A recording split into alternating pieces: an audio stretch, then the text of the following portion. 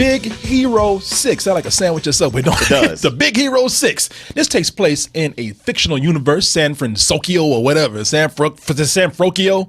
Yeah, I think this is a prequel to Blade Runner. Yeah. Before it went all dark and nasty. But this features Hero, voiced by Ryan Potter. Now, Hero is an extremely bright 14-year-old boy, but like any 14-year-old boy, he does a lot of dumb shit, Martin. Yeah, he's a genius, but he's also a punk. But he's also a little ass punk. Illegal robot fighting for money. I mean, little ass ain't even 15 years old. Yeah, he's out there gambling in alleys. Mm-hmm. There is hope for Hero. His big brother, Tadashi, voiced by Daniel Henney, he manages to divert his attention into something more constructive, like his robotics class in college. Yeah. Tadashi has done the trick. Oh, but there's a tragic accident and Hero's thrown into a funk. But it's not until Tadashi's invention, a big inflatable robot, starts to form a bond with Hero, and together they team up with Tadashi's classmates and they form a superpowered group, and they're going to go out there and fight a villain who wants the secret of Hero's latest adventure, Martin. Wow, that is one convoluted setup right there. Did y'all get all that? There's going to be a pop quiz at the end of this review right here. Are you saying, how do they manage to pull all that off? Well, they don't, to be honest with you. This was directed by two guys, one named Chris Miller, who directed Bolt. But there's another guy, Don Hall. And Don Hall directed one of the most underrated Disney films out there, 2011's Winnie the Pooh. Oh, yeah. Now, I know y'all... I know. Y'all are going like, you guys... We're not joking. We're not joking, was man. One of the best movies of that year. It's a really underrated movie. I know you're looking at me, Coy, your grown ass up talking about Winnie the Pooh. No, it's really good. No, it's an amazing film. And the reason why I was kind of worried about this movie is because Winnie the Pooh, as you would expect, the beauty of that movie is that it is very simple. This movie is a little more complicated. Sure. Yeah, it's extremely convoluted, getting all that. But when you set that much stuff up, you get that big of a structure. You're like, man, I can't wait till they pull the veil off of this and I get to see the whole thing. And they get to the end of it, it's like, oh, well, that's all this really was? And this is sort of Marvel Jr. This is their version of The Avengers. Yeah. And once you really look at it, because it looks like it's an anime film, but once you really look at it, it's a superhero movie. Right. It's a superhero origin film. And I admire that Marvel's attempting to do this, and I like the things they did right with this movie, because I'm going to tell you something. I don't mind some Disney fairy tales. While I admired Frozen, I said, okay, y'all know y'all got that money right there. Y'all know y'all safe with this. And it was hard for me to really get into that. I love Frozen. Okay, because when you say it like that, you make it sound like with Frozen, they ain't really try. They're like, oh, we just throw some things up there we know make money and we don't care. And they put work into Frozen. Frozen works. Man, look at him, boy. He's ready to defend Frozen. I'm just saying, Frozen starts out where you go like, all right, here we go for the princesses. And the longer it goes on, you're like, you know what? This is actually really funny. And it's smart, and I'm having a good time, and I'm digging these songs. Hey, Martin, let it go. Let it go.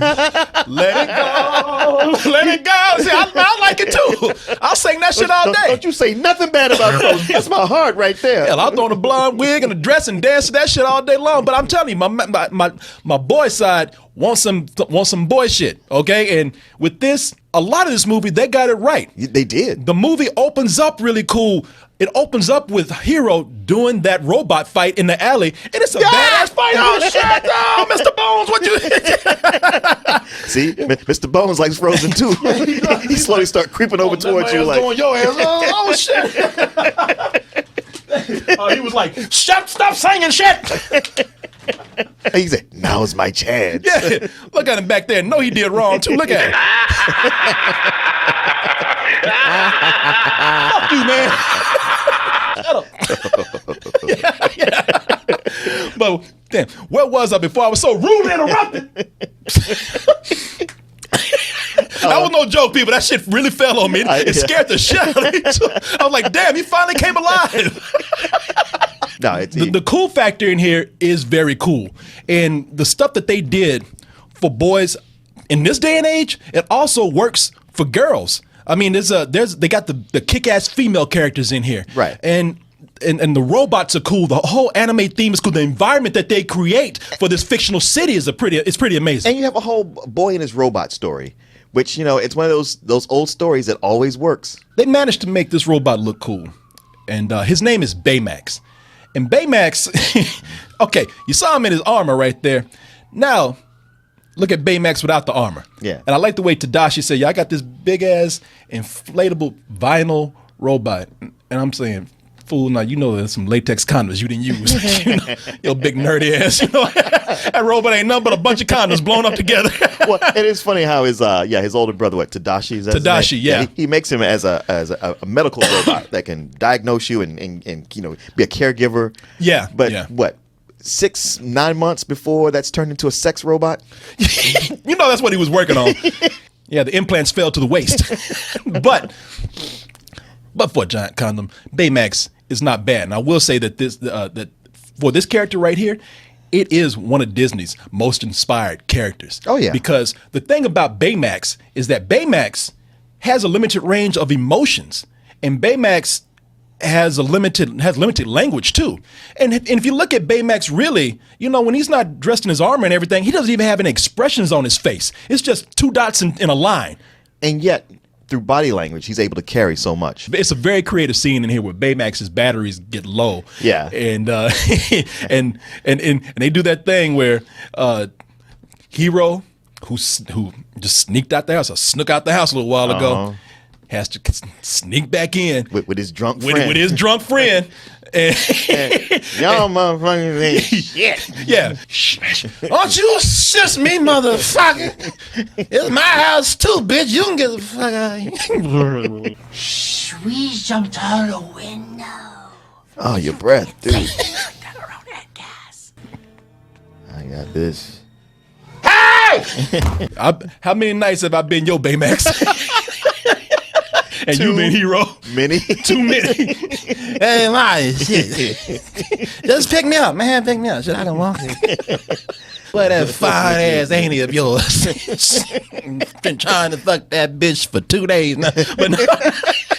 The characters in this movie, until they put them in costume and they become superheroes and they have all the armor and stuff on them, when they put on the costumes and everything, they become not only looking badass, Yeah. but they also become a lot funnier. Yeah. The funniest of them being T.J. Miller right there, who's course. just like, it's a bunch of students who are practically geniuses, and they just let his dumbass pothead ass hang And around with somehow them. Shaggy from Scooby-Doo gets to hang out with them at this at this school of geniuses. And I like it that they don't really explain it. Like, it's not that they don't hate him. Yeah. They just let him hang around. I tell you why. He's their weed supplier. Pretty much. That third act, they just don't know what to do, man. They really don't. And when they don't know what to do, they just do what everybody else has done. And without adding anything new or even all that creative to it. This is one that I've liked less as I've been away from it. It starts out as a pretty emotional story. But then once they get into the superheroics, They just blow up a bunch of stuff. yeah. That's all they do. They go high. It's a building, or they fly up high, or they're on a tower or something. There's an explosion, and they got to catch somebody from falling. And I got to take away points for this being an animated movie, because it's funny how in an animated movie like this, I got to question physics to the point I say, even for a cartoon, that's stupid. That's not possible. Especially when you're dealing with a bunch of scientists. This is all about science. Yeah, it's all about science. Yeah. I can be forgiven of that if I decide to be. But it's hard to be when you got a mystery because you got this mystery villain. Yeah. So it's like a big, who is it? The villain is revealed, and it's something that's so off screen that there's no way you could have guessed it, because they told you nothing about any of that before. See, and right when this dude walked on, I said, look, man, I've been in this superhero game for a while. I know what you're doing. Right. But when they reveal the why, that's a whole other movie. And that was a whole other movie brought in by the time this movie's done. Yeah. So they had to speed that shit up in order to get through it. And so it has no emotional impact. For kids who don't, and for a lot of adults who don't see these movies as much as we do, I don't think it's going to be that big of a deal. It's not going to be that big of a deal at all. But I do have to take off points for that third act being rushed, whether you've seen enough movies to predict what's happening or not. I just don't think that they put the time into it that they put into the rest of the film. Mm-hmm. I'm going to give this a very high matinee. Very high matinee. You made the mistake of being so good in your first two acts that it really showed the flaws and how bad some parts of that third act was. Yeah, I couldn't agree with you more. I might even go just a regular matinee because it just really took the air out of me like Baymax there because I was digging the first two acts so much. Yeah, and it was doing, even though it was treading familiar ground, it was still doing some interesting things, and it's way better than the comic book. The comic book is pretty, like, it's a throwaway idea. Honestly, by the end, it felt like this is a pilot for a TV series. Yeah, it sure did. It felt like something that Disney is prepping up for probably a 2D show. Like a Saturday morning show. Or for Disney XD or something. Yeah. You know, their boy look at you like, yeah, I don't buy this shit. I know.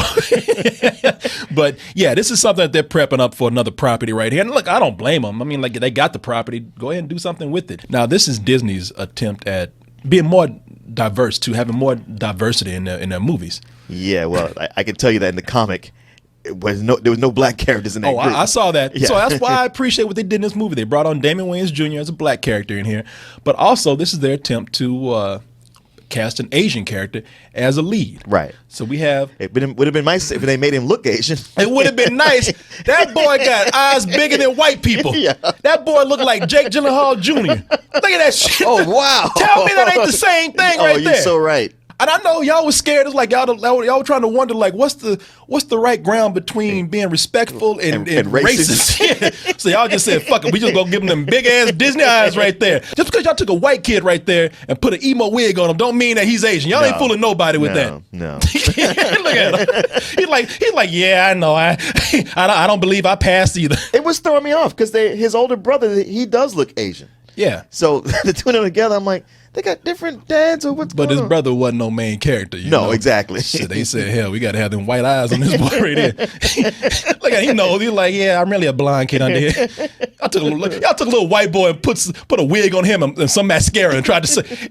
And also, I know what's under that wig right there. I know y'all got some scotch tape up there doing his eyes like this, trying to make his eyes look kind of arm. I ain't buying that. Y'all just made his eyes bigger. Yeah, I know.